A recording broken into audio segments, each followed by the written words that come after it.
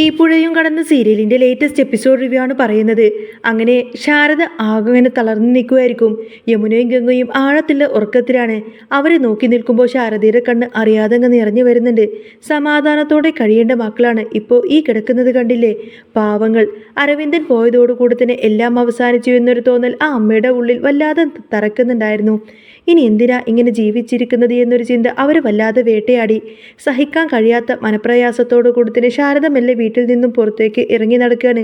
നേരം കുറേ കഴിഞ്ഞപ്പോൾ കാവേരി അങ്ങ് ഞെട്ടി ഉണർന്നു. നോക്കുമ്പോൾ അമ്മ ഒന്നും അടുത്തില്ല. പരിഭ്രമത്തോടെ തന്നെ അവൾ ഗംഗയെ വിളിച്ചു നിർത്തി. ഗംഗേച്ചി, ഒന്ന് എഴുന്നേറ്റേ, അമ്മ എവിടെയൊന്നും കാണുന്നില്ലല്ലോ. എന്ത്, അമ്മയെ കാണുന്നില്ലല്ലോ എന്ന് ചോദിച്ചു കൊടുത്തിട്ട് ഗംഗയും ചാടി അങ്ങ് എഴുന്നേറ്റു. വീടിനകത്തും പരിസരത്തും എല്ലാം നോക്കിയിട്ടും അമ്മയെ കാണാതായതോടു കൂടി തന്നെ അവർക്ക് രണ്ടുപേർക്കും ആകെ പേടിയായി. അമ്മ എവിടെ പോയി കാണുമെന്ന വേവലാതിയോട് കൊടുത്തിട്ട് അവർ പുറത്തേക്ക് ഓടി. അങ്ങനെ അന്വേഷിച്ചു പോകുന്ന വഴിക്കാണ് മലയുടെ മുകളിൽ നിൽക്കുന്ന ശാരദയെ അവർ കാണുന്നത്. ആ ഒരു കാഴ്ച കണ്ടപ്പോൾ അവരുടെ നെഞ്ചൊന്ന് പിടഞ്ഞു. ഓടിച്ചെന്ന് അവർ ശാരദയങ്ങ് എടുത്ത് തടഞ്ഞു നിർത്തി. എനിക്കിനി ജീവിക്കേണ്ട മക്കളെ, എനിക്കിനി വയ്യ എന്ന് പറഞ്ഞുകൊണ്ടതിന് ശാരദ അങ്ങ് പൊട്ടിക്കരയാണ്. അമ്മേ, ഇതെന്താ ഈ കാട്ടുന്നത്? ഇങ്ങനെയൊക്കെ കാട്ടിയാലെങ്ങനെയാ? എങ്ങനെയൊക്കെ ചോദിച്ചുകൊണ്ട് തന്നെ കാവേരി സങ്കടപ്പെട്ടു. അരവിന്ദനുണ്ടപ്പോൾ നമുക്ക് ഒരു കുറവും ഉണ്ടായിരുന്നില്ല. അദ്ദേഹം പോയപ്പോഴാണ് ജീവിതം എത്ര കടുപ്പമാണെന്ന് ഞാൻ അറിയുന്നത്. നിങ്ങളുടെ ഈ ഒരു അവസ്ഥ കണ്ട് എനിക്ക് സഹിക്കാൻ പോലും പറ്റുന്നില്ല എന്ന് ശാരദ പറയുന്ന സമയത്ത് തന്നെ അമ്മയ്ക്ക് എന്തെങ്കിലും പറ്റിയാൽ പിന്നെ ഞങ്ങൾക്കാരാ ഉള്ളത് എന്നൊക്കെ പറഞ്ഞ് ഗംഗ അവരെ ആശ്വസിപ്പിച്ചു. അച്ഛൻ പോയി, ഇനി ഞങ്ങൾക്ക് താങ്ങുതണലമായിട്ട് അമ്മയല്ലേ ഉള്ളത് എന്ന് അവരെ ഓർമ്മിപ്പിച്ചു. അങ്ങനെ പണിപ്പെട്ട് സമാധാനിപ്പിച്ചു കൊടുത്തിട്ട് അവർ അമ്മയെ തിരികെ വീട്ടിലേക്ക് എത്തിച്ചു. പക്ഷേ അന്ന് രാത്രി കാവേരിക്കും ഗംഗക്കും ഉറങ്ങാൻ പോലും കഴിഞ്ഞില്ല. ഈ വലിയ പ്രതിസന്ധി ഇനി എങ്ങനെ മറികടക്കുമെന്നോർത്തു കൊടുത്തിട്ട് അവരെങ്ങനെ നീറിപ്പോകുകയായിരുന്നു. പിറ്റേന്ന് രാവിലെ ശാരദ മക്കളെ വിളിച്ചിട്ട് ഒരു കാര്യം പറഞ്ഞു.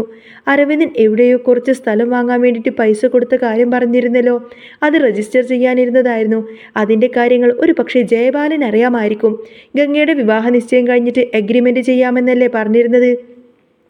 ആ പണം തിരിച്ചു കിട്ടുവാണെങ്കിൽ നമുക്ക് നമ്മുടെ വീട് വെക്കാം, ശാരദ പ്രത്യാശയോടുകൂടെ പറഞ്ഞു. അതൊരു നല്ല വഴിയാണെന്ന് കാവേരിക്കും ഗംഗക്കും തോന്നി. അങ്ങനെ അവർ ഉടനെ തന്നെ ജയപാലനെ കാണാൻ തീരുമാനിച്ചു. ആ പണം തിരികെ ചോദിക്കാമെന്ന് പറഞ്ഞ് അവരിറങ്ങി. ഈ സമയം ശാരദ ഉള്ളുരുകി പ്രാർത്ഥിക്കുകയായിരുന്നു.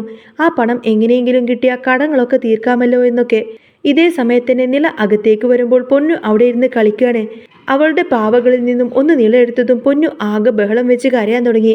നില പേടിച്ചു പോയി. അയ്യോ മോളെ, ഞാൻ ഈ പാവയല്ലേ എടുത്തുള്ളൂ, കരയല്ലേ എന്നൊക്കെ പറഞ്ഞ് അവൾ നോക്കി. അപ്പോഴേക്കും വിനീതിൻ്റെ പെങ്ങൾ അങ്ങോട്ടേക്ക് വന്നു. നീ എന്താണ് എൻ്റെ കൊച്ചിനെ കാട്ടുന്നത് എന്ന് ചോദിച്ചിട്ട് അങ്ങ് ദേഷ്യപ്പെടും. ബഹളം കേട്ട് വിനീത് ഓടി വന്നു. നില കാര്യം പറഞ്ഞപ്പോൾ സാരമില്ല എന്ന് പറഞ്ഞ് വിനീത് അവളെ കൂട്ടി മാറ്റാൻ നോക്കി. അപ്പോഴാണ് സുജാത വരുന്നത്. പൊന്നു കരഞ്ഞ കാര്യം വിനീതിൻ്റെ പെങ്ങൾ സുജാതയോട് പറഞ്ഞു കൊടുത്തു. കൊച്ചു കുഞ്ഞല്ലേ, അവൾ കളിക്കേണ്ട പ്രായമല്ലേ. അവളുടെ പാവ എടുത്തിട്ട് നില കളിക്കാൻ പോയതിനെ സുജാതയും കുറ്റപ്പെടുത്തി സംസാരിക്കുകയാണ്. നിലക്കത് വലിയ സങ്കടമായിരുന്നു. വിനീത അവളെ ആശ്വസിപ്പിച്ചു. നിനക്ക് വേണ്ട പാവയ്ക്ക് ഞാൻ വാങ്ങിച്ചു തരാമെന്നും പറഞ്ഞുവെങ്കിലും അവൾക്കതൊന്നും തന്നെ കേൾക്കാനുള്ള മനസ്ഥിതിയായിരുന്നില്ല. അച്ഛനുണ്ടായിരുന്നെങ്കിൽ തനിക്ക് ഈ ഗതി വരില്ലായിരുന്നു എന്ന് അവൾ ഓർത്തു.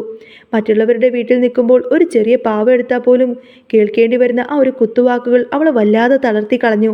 മറുഭാഗത്ത് ഗംഗയും കാവേരിയും ജയപാലനെ കണ്ട് അച്ഛൻ വാങ്ങാൻ ഉദ്ദേശിച്ചിരിക്കുന്ന ആ ഒരു സ്ഥലത്തിൻ്റെ കാര്യവും അതിനായി നൽകിയ അഡ്വാൻസ് തുകയെ പറ്റിയിട്ടൊക്കെ അവർ ചോദിച്ചു. ഗംഗയുടെ എൻഗേജ്മെൻറ്റ് കഴിഞ്ഞാൽ രജിസ്റ്റർ ചെയ്യാമെന്ന് പറഞ്ഞിരുന്ന ആ ഒരു പണം ഇപ്പോൾ ഞങ്ങൾക്ക് തിരികെ വേണം. ആ സ്ഥലം ഇനി വേണ്ട എന്ന് അവർ പറയാണ്. ഇത് കേട്ട ജയപാലൻ അങ്ങ് ഞെട്ടിയതായിട്ട് അഭിനയിച്ചു. എന്ത്, അരവിന്ദൻ വാങ്ങാൻ വന്ന സ്ഥലത്തിനെക്കുറിച്ച് പറഞ്ഞിരുന്നത് സത്യം തന്നെയാണ്. പക്ഷേ അവൻ പൈസയൊന്നും തന്നിട്ടില്ലല്ലോ മോളെ എന്ന് അയാൾ പച്ചക്കള്ളം അങ്ങ് പറഞ്ഞു. പൈസ തന്നിട്ടില്ലെന്നോ എന്ന് ഗംഗയും കാവേരിയും അത്ഭുതത്തോടു കൂടെ ചോദിച്ചു. അതെ, തരാമെന്ന് പറഞ്ഞതല്ലാതെ ഒന്നും നൽകിയിട്ടില്ല എന്ന് അയാൾ പച്ചക്കള്ളം അങ്ങ് ഉറപ്പിച്ചു പറയാണ്. അതോടുകൂടെ തന്നെ അവരുടെ അവസാനത്തെ പ്രതീക്ഷയും അങ്ങ് അറ്റുപോയി. അച്ഛൻ മരിച്ചതോടുകൂടെ തന്നെ എല്ലാം പോയല്ലേ എന്നും പറഞ്ഞുകൊണ്ട് തന്നെ അയാൾ വ്യാജ സങ്കടം പ്രകടിപ്പിച്ചു. അവിടെ നിൽക്കുന്നതിൽ അർത്ഥമില്ല എന്ന് മനസ്സിലാക്കി അവർ തിരികെ നടന്നു. വഴിയിൽ തങ്ങളുടെ അടഞ്ഞുകിടക്കുന്ന ആ ഒരു വീട് കണ്ടപ്പോൾ അവർക്ക് സങ്കടം അടക്കാനാവുന്നില്ല. അച്ഛൻ പണം നൽകിയെന്ന് ഞങ്ങളോട് പറഞ്ഞതാണല്ലോ, പിന്നെന്താ ജയപാലൻ അങ്കിൾ അങ്ങനെ പറയുന്നത് എന്ന് അവർ പറഞ്ഞു. അവിടെ ഇരുന്ന് അതും പറഞ്ഞ് കരയായിരിക്കും. ആ സമയത്താണ് നിവിൻ അങ്ങോട്ടേക്ക് വരുന്നത്. അവർ കരയുന്നത് കൊണ്ടുകൊടുത്തിന് നിവിൻ കാര്യം തിരക്കി. പക്ഷേ സങ്കടം ദേഷ്യമായി മാറിയ കാവേരി നിവിനോടങ്ങ് പൊട്ടിത്തെറിക്കുകയാണ്. ഞങ്ങളിവിടെ ഇരിക്കണം എന്നത് ഞങ്ങളുടെ ഇഷ്ടമാണ് എന്നും അതിൽ നിവിൻ ഇടപെടേണ്ട എന്നും അവൾ പറഞ്ഞു. എല്ലാവരോടുമുള്ള ദേഷ്യം അവൾ നിവിനോട് തീർത്തു. പിന്നീട് നിവിൻ പുറത്തേക്കിറങ്ങി വിനീതിനെ വിളിച്ച് വിവരം പറയാണ്. വിനീത് ഉടനെ തന്നെ അങ്ങോട്ടേക്കെത്തി. പണം കിട്ടിയില്ല എന്ന വിവരം പറഞ്ഞപ്പോൾ വിനീത് അവനെ സമാധാനിപ്പിച്ചു. നമുക്കിതിനെ പറ്റിയിട്ട് കൂടുതൽ അന്വേഷിക്കാം, പണം നൽകിയിട്ടുണ്ടോ എന്ന് ഉറപ്പിക്കാമെന്ന് വിനീത് പറഞ്ഞു. എങ്കിലും അമ്മയുടെ പ്രതീക്ഷകളെ തകർക്കാൻ അവർക്കാകുമായിരുന്നില്ല. ഒടുവിൽ വിനീത് അവരെ കൂട്ടി വീട്ടിലേക്ക് മടങ്ങി. ഇനി എന്ത് സംഭവിക്കുമെന്നൊന്നും അറിയില്ല. ജയബാലന്റെ ചതികൾ എത്രയും പെട്ടെന്ന് തന്നെ വിളിച്ചെത്തു വന്നില്ല എങ്കിൽ അവർ വീണ്ടും അപകടത്തിലാവും. ജയബാലൻ അവൻ തകർക്കാൻ നോക്കിയ പുതിയ തന്ത്രങ്ങൾ മെനയുകയായിരിക്കും. ജയബാലന്റെ ചതിക്കുഴിയിൽ തിരിച്ചറിയാനാവാതെ ശാരദയും മക്കളും ഉഴലുന്ന ആ ഒരു രാത്രിക്ക് ശേഷം കഥയിൽ അപ്രതീക്ഷിതമായ ചില മാറ്റങ്ങൾ സംഭവിക്കുകയാണ്. അന്ന് രാത്രി കാവേരിക്ക് ഉറക്കം വന്നതേയില്ല. അച്ഛൻ കള്ളം പറയില്ല എന്ന് അവൾക്ക് ഉറപ്പായിരുന്നു. ജയബാലൻ അങ്കിൾ എന്തിനാണ് പണം കിട്ടിയില്ല എന്ന് പച്ചൻ കള്ളം പറയുന്നത്? ഇതിൻ്റെ പിന്നിൽ എന്തോ വലിയ ചതിയുണ്ട് എന്ന് അവളുടെ മനസ്സ് മന്ത്രിച്ചു. പിറ്റേന്ന് രാവിലെ തന്നെ കാവേരിയും ഗംഗയും വിനീതിനെ രഹസ്യമായി തന്നെ ചെന്ന് കണ്ടു. വിനീതേട്ട, അച്ഛൻ ആ പണം കൊടുക്കുമ്പോൾ ജയബാലൻ അങ്കിൾ മാത്രമല്ല അവിടെ ഉണ്ടായിരുന്നത്. അച്ഛൻ്റെ ഡയറിയിൽ എവിടെയെങ്കിലും ഇതിനെക്കുറിച്ചിട്ട് എഴുതി വെച്ചിട്ടുണ്ടാവും. നമുക്കതൊന്ന് തിരയണമെന്ന് കാവേരി ഉറപ്പിച്ചു പറഞ്ഞു. അങ്ങനെ അവർ 3 പേരും പഴയ വീട്ടിലെ സാധനങ്ങളെല്ലാം സൂക്ഷിച്ചു വെച്ചിരുന്ന ആ ഒരു സ്റ്റോർ റൂമിൽ തിരച്ചിൽ തുടങ്ങി. പൊടി പിടിച്ച പുസ്തകങ്ങൾക്കിടയിൽ നിന്ന് അരവിന്ദൻ്റെ പഴയൊരു ഡയറി അവർക്ക് കിട്ടി. അതിൽ ജയബാലിന് പണം നൽകിയതിൻ്റെ തീയതിയും സാക്ഷിയായി ഒപ്പിട്ട ഒരാളുടെ പേരും വ്യക്തമായി തന്നെ എഴുതിയിരിക്കുന്നു. അത് മറ്റാരുമല്ല, ജയബാലൻ്റെ തന്നെ പഴയൊരു വിശ്വസ്തനായ പഴയൊരു കണക്കെഴുത്തുകാരനായിരുന്നു. സത്യം പുറത്തു വരുമെന്ന് ഭയന്ന ജയബാലൻ അവരെ ഭീഷണിപ്പെടുത്താൻ നോക്കിയെങ്കിലും വിനീത് നിയമപരമായി തന്നെ നീങ്ങാൻ തീരുമാനിച്ചു.